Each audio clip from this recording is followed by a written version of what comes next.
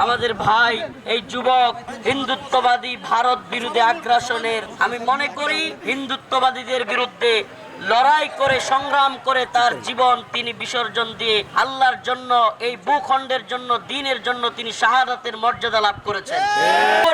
শহীদ আবরার ফাহাদ কিংবা আমাদের ভাই হাদি শেষ নয়। এই ভূখণ্ডের জন্য, এই উম্মার জন্য, এই দ্বীনের জন্য যদি হাজারো লাখো শাহাদাত বরণ করতে হয়, তবু এই বাংলাদেশে হিন্দুত্ববাদীদের গোলামি বরণ করে নেওয়া হবে না।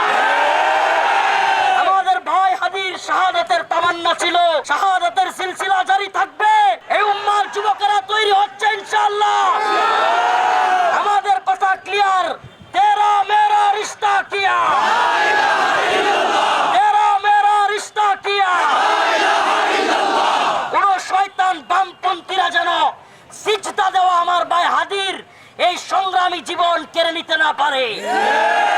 আল্লাহু আকবার বলা, শাহাদাত বরণের পিয়াসা রাখা, আমাদের ভাই হাদির আত্মত্যাগ কুরবানি যেন কোন রাম বাম কিংবা গোলামের জিন্দেগি বরণ করা কোন নেতার ক্ষমতার সিঁড়ি হইতে না পারে।